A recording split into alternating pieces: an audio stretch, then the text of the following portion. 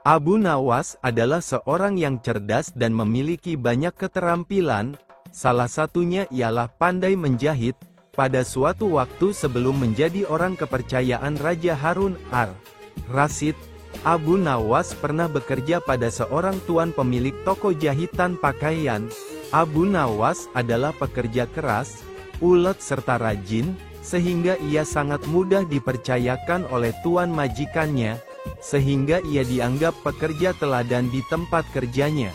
Akan tetapi, tuan tempat Abu Nawas bekerja itu sangat pelit. Tuan itu tidak pernah memberikan bonus atau perhatian meski Abu Nawas adalah karyawan teladan dan rajin bekerja. Tuan majikan Abu Nawas sering membawakan banyak makanan ke tempat kerja, tetapi hanya untuk dimakan sendiri saja dan tidak pernah mau membagikan sedikit untuk pekerja-pekerjanya. Hal inilah yang lama-kelamaan membuat Abu Nawas menjadi jengkel atas sikap pelit tuannya. Suatu hari, tuan majikan Abu Nawas datang dengan membawa satu kendi madu. Melihat majikannya datang dengan membawa sebuah kendi, Abu Nawas langsung menghampirinya dan berkata, "Tuan, untuk apa kendi itu? Bolehkah aku meminta isinya?" tanya Abu Nawas mengharap. Karena khawatir Abu Nawas akan meminum madunya, si tuan pun terpaksa membohongi Abu Nawas dengan mengatakan, "Wahai Abu Nawas, kendi ini berisi racun dan aku tidak mau nanti kamu mati karena meminumnya." Jawab majikannya. Abu Nawas hanya mengangguk. Ia mengetahui jika tuannya itu berbohong. Ia juga mengetahui jika isi kendi itu adalah madu yang nikmat, karena aromanya sempat tercium olehnya. Ia pun mulai memutar otak. Tidak seberapa lama setelah itu, tuan majikan tempat Abu Nawas bekerja pergi untuk suatu keperluan. Karena merasa aman dari gangguan Abu Nawas, ia pun meninggalkan kendi berisi madu itu begitu saja di atas mejanya. Abu Nawas tidak membuang-buang kesempatan itu.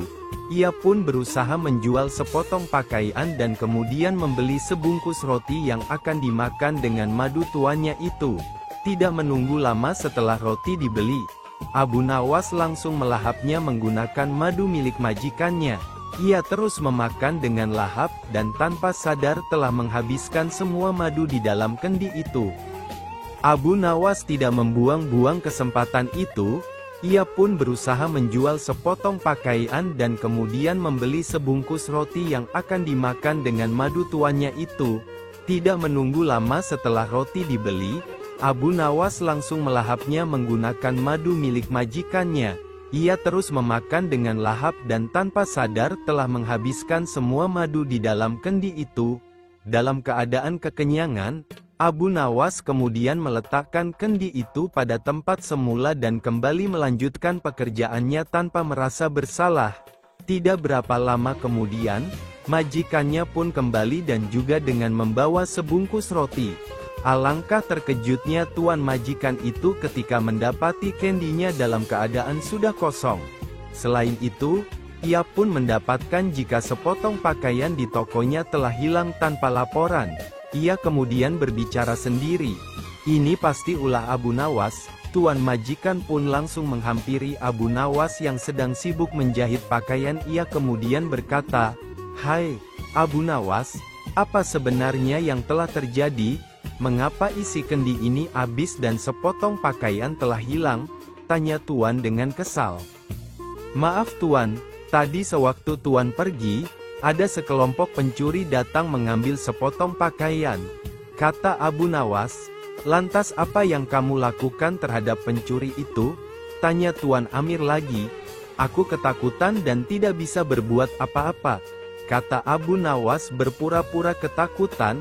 "Lalu mengapa isi kendiku hilang? Apakah juga diminum oleh pencuri itu?" tanya Tuan majikan. "Tidak tuan," jawab Abu Nawas dengan polosnya. "Lantas siapa yang telah meminumnya?" tanya tuan lagi. "Sekali lagi mohon maaf tuan majikan. Karena takut akan dimarahi oleh tuan, maka aku putuskan untuk memilih bunuh diri saja menggunakan racun yang ada dalam kendi itu. Hamba pikir, hamba akan mati, Tapi ajal hamba belum sampai Tuan, jelas Abu Nawas. Mendengar pengakuan jujur dan keahlian akal Abu Nawas, Tuan Amir yang semula akan marah akhirnya mengurungkan niatnya. Ia sadar jika semua itu juga kesalahannya karena telah pelit dan membohongi pekerjanya. Pada suatu hari dalam sebuah perjalanan jauh menuju suatu tempat, Abu Nawas merasa kelaparan akan tetapi ia kehabisan persediaan bekal makanan. Selain itu persediaan uang di kantongnya juga sudah menipis, tersisa hanya beberapa keping saja. Padahal perjalanan yang harus ditempuh masih lumayan jauh, jadi sisa uang tersebut tidak akan cukup membantunya meneruskan perjalanan jika ia menggunakan uang tersebut untuk membeli makanan menghilangkan rasa laparnya yang mulai menyerang pada saat itu. Meski lapar, Abu Nawas tetap melanjutkan perjalanannya walaupun langkahnya sudah mulai gemetar. Karena merasa sudah cukup lapar dan lelah, Abu Nawas akhirnya memilih untuk beristirahat sejenak di sebuah tempat di keramaian. Secara tidak sengaja, Abu Nawas melihat sebuah warung makan di depannya. Karena tidak kuasa menahan rasa lapar, Abu Nawas pun akhirnya memasuki warung tersebut meski tidak berniat membeli makanan.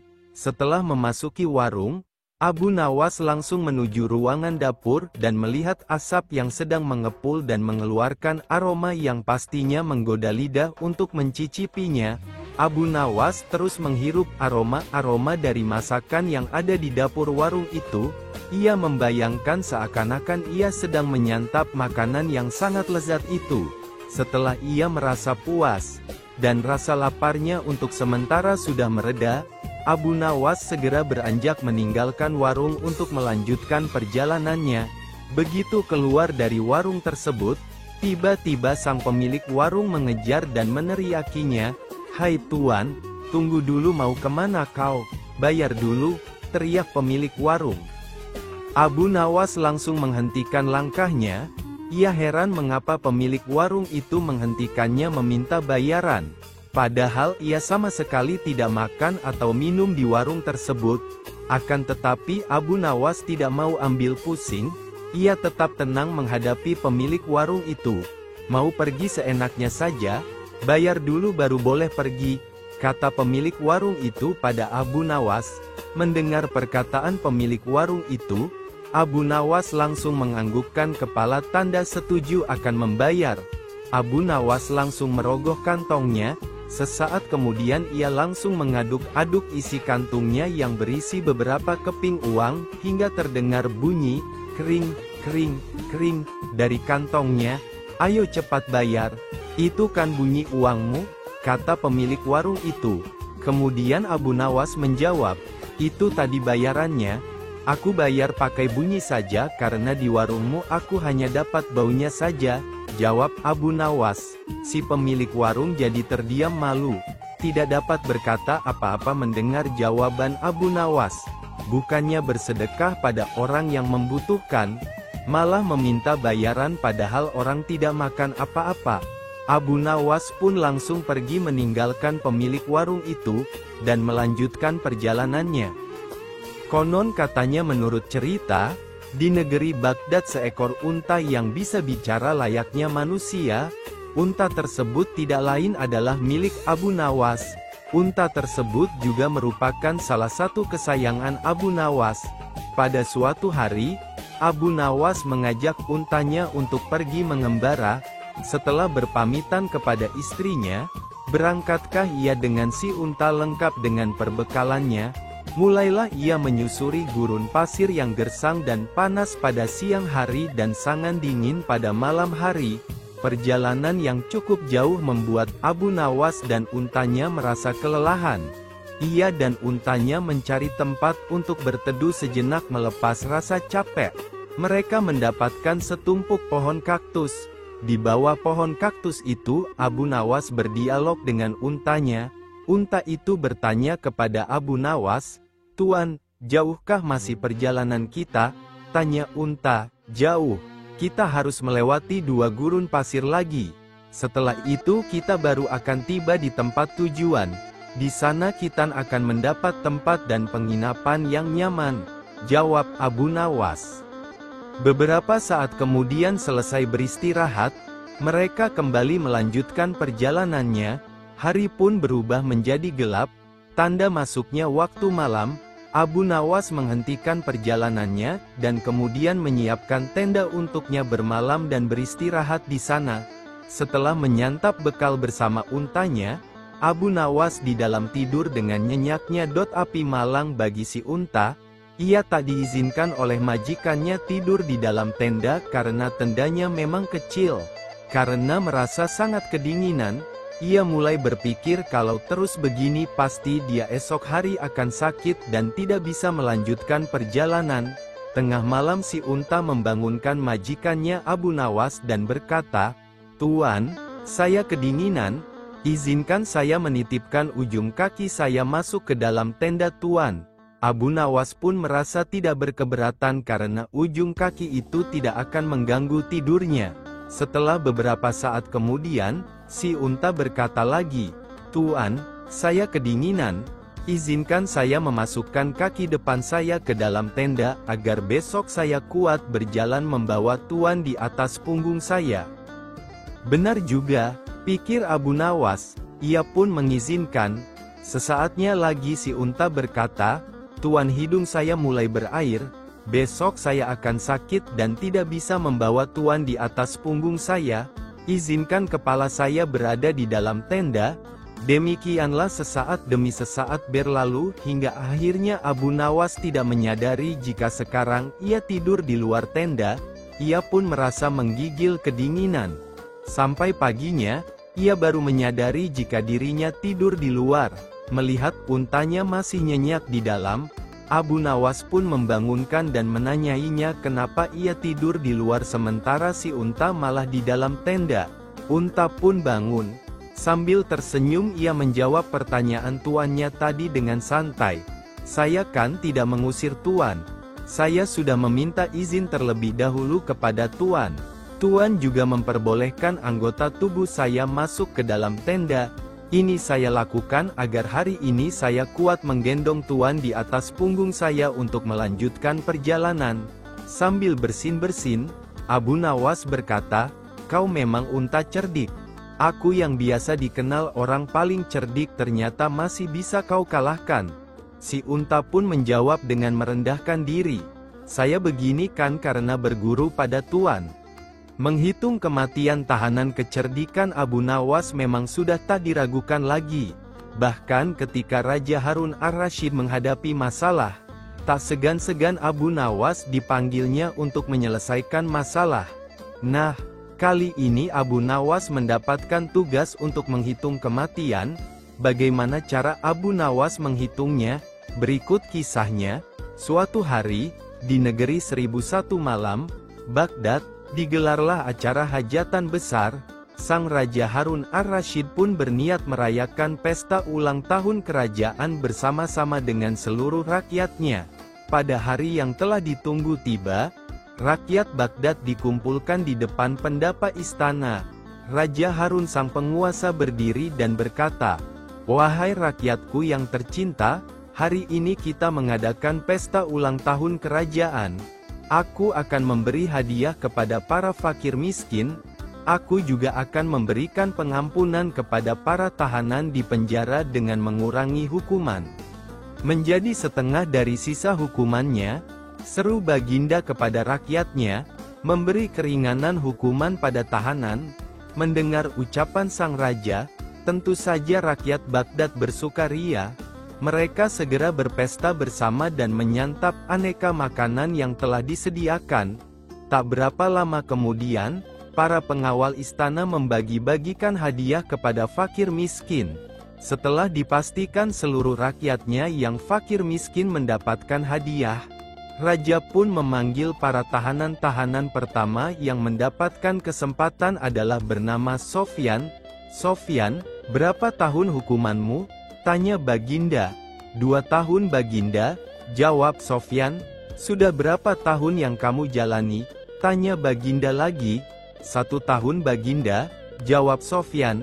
"Kalau begitu, sisa hukumanmu yang 1 tahun aku kurangi menjadi setengah tahun sehingga hukumanmu tinggal 6 bulan saja, tegas Baginda. Selanjutnya, dipanggillah Ali. Berapa tahun hukumanmu Ali? Tanya Baginda. Dengan nada yang sedih, Ali menjawab, mohon ampun Baginda, hamba dihukum seumur hidup, jawab Ali. Mendengar jawaban Ali tersebut, Baginda menjadi bingung harus menjawab apa untuk mengurangi hukuman Ali. Di tengah kebingungannya, raja yang terkenal bijaksana ini teringat dengan Abu Nawas. Akhirnya, dipanggillah Abu Nawas. Tak berapa lama kemudian, Abu Nawas yang turut serta dalam pesta ulang tahun kerajaan menghampiri sang raja yang sedang kebingungan itu. Abu Nawas, aku ada masalah mengenai hadiah pengampunan bagi Ali. Dia dihukum seumur hidup, sedangkan aku berjanji akan memberikan pengampunan setengah dari sisa hukumannya. Padahal aku tidak tahu sampai umur berapa Ali akan hidup. Sekarang aku minta nasihatmu, bagaimana caranya memberi pengampunan kepada Ali dari sisa hukumannya? Jelas raja. Mendengar penuturan rajanya, Abu Nawas pun ikut bingung. Dia berpikir, apa bisa mengurangi umur seseorang, padahal dia sendiri tidak tahu sampai kapan umurnya. Hamba minta waktu Baginda, ujar Abu Nawas. Abu Nawas mendapat sekantung keping emas. Mendengar permintaan Abu Nawas, raja pun akhirnya memberikan kesempatan kepada Abu Nawas untuk berpikir. Raja hanya memberi waktu sehari semalam saja, tidak boleh lebih. Jadi, besok pagi Abu Nawas harus memberikan jawabannya. Sesampainya di rumah, Abu Nawas pun berpikir keras untuk menemukan pemecahan masalah tersebut. Dia tidak bisa tidur karena selalu kepikiran akan hal itu.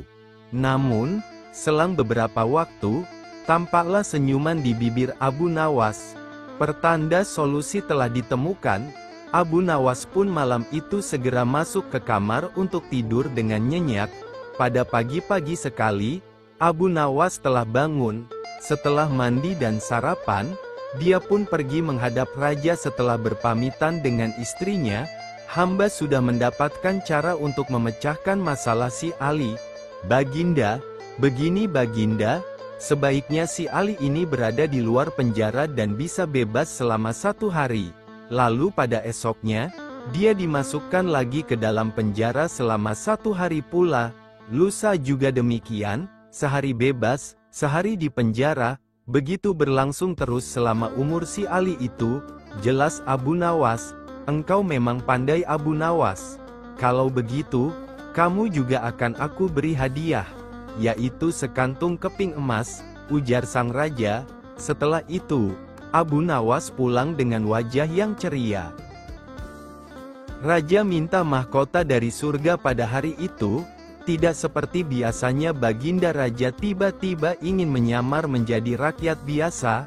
Beliau ingin menyaksikan kehidupan di luar istana tanpa diketahui oleh siapapun, termasuk istri dan anaknya. Raja pun akhirnya keluar istana dengan berpakaian ala kadarnya layaknya seorang dari rakyat jelata. Nah, dalam perjalanan tersebut, beliau melihat kerumunan orang yang sedang mendengarkan ceramah. Setelah Baginda mendekat, benar juga perkiraannya kalau ada seorang ulama sedang menyampaikan petuah mengenai alam barzah. Tanpa disadari siapapun, tiba-tiba ada seorang yang datang dan bergabung di situ. Orang tersebut langsung melontar pertanyaan kepada sang ulama. Kami telah menyaksikan orang kafir pada suatu waktu dan mengintip kuburnya. Akan tetapi kami tiada mendengar mereka berteriak dan tidak pula melihat penyiksaan-penyiksaan yang katanya sedang dialaminya. Maka bagaimana cara membenarkan sesuatu yang tidak sesuai dengan yang dilihat mata? Ulama itu berpikir sejenak kemudian berkata, untuk mengetahui yang demikian itu harus dengan menggunakan panca indera yang lain. Ingatkan kamu dengan orang yang sedang tidur. Dia kadang kala bermimpi dalam tidurnya digigit ular, diganggu dan lain sebagainya. La juga merasakan sakit dan takut dan keringat pun bercucuran. La merasakan hal semacam itu seperti ketika tidak tidur. sedangkan engkau yang duduk di sebelahnya menyaksikan keadaannya seolah-olah tidak terjadi apa-apa. Maka jika masalah mimpi yang remeh saja sudah tidak mampu mata untuk melihatnya, mungkinkah engkau bisa melihat apa yang terjadi di alam barzah? Baginda Raja tertegun dengan penjelasan ulama itu. Ulama itu melanjutkan kuliahnya dengan alam akhirat. Dikatakan bahwa di surga tersedia hal-hal yang amat disukai nafsu, termasuk benda-benda. Salah satu benda itu adalah mahkota yang amat luar biasa indahnya, dan tak ada yang lebih indah barang-barang di surga karena barangnya terbuat dari cahaya. Saking indahnya maka satu mahkota jauh lebih baik dari dunia dan isinya. Baginda Raja terkesan, dan beliau pulang kembali ke istana karena sudah tidak sabar lagi untuk menguji kemampuan Abu Nawas. Abu Nawas pun dipanggil menghadap. Aku menginginkan engkau sekarang juga berangkat ke surga, kemudian bawakan aku sebuah mahkota dari surga yang katanya tercipta dari cahaya itu.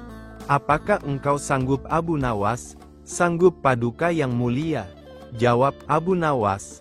Tetapi Baginda harus menyanggupi pula salah satu syarat yang akan hamba ajukan, pinta Abu Nawas.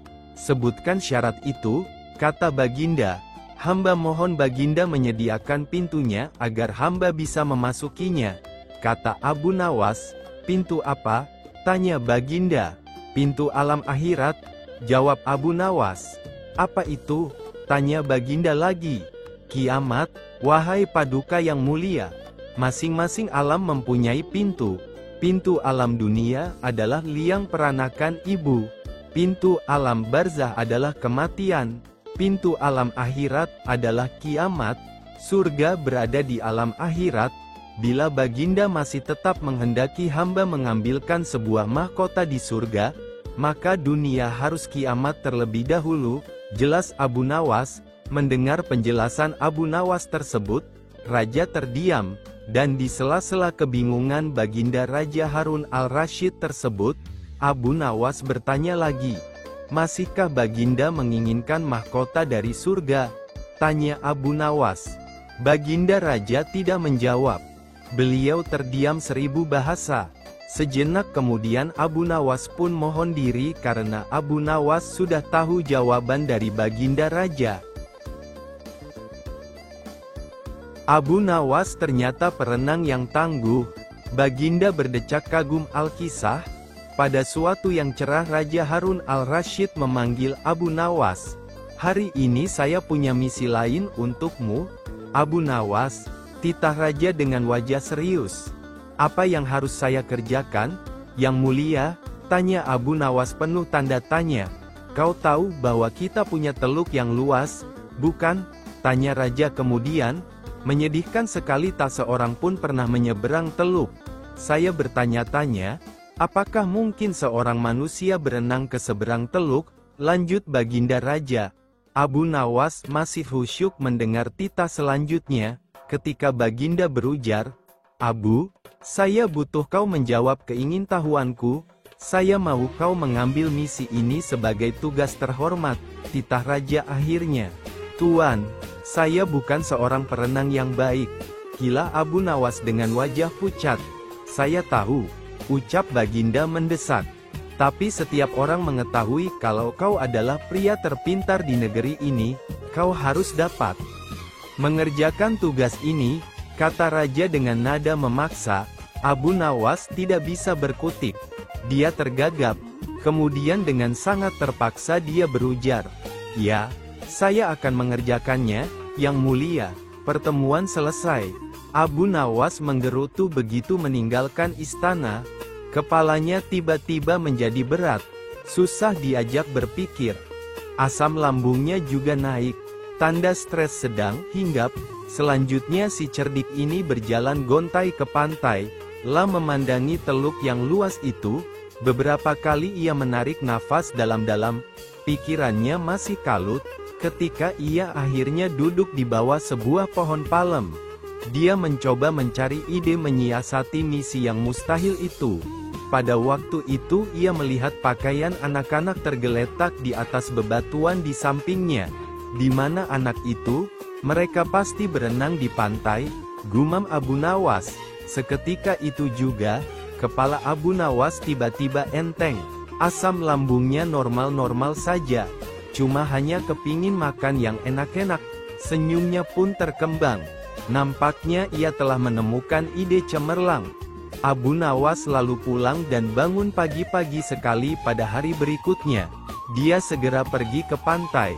Sambil tersenyum, Abu Nawas melepaskan pakaian dan cincinnya lalu meletakkannya di pasir.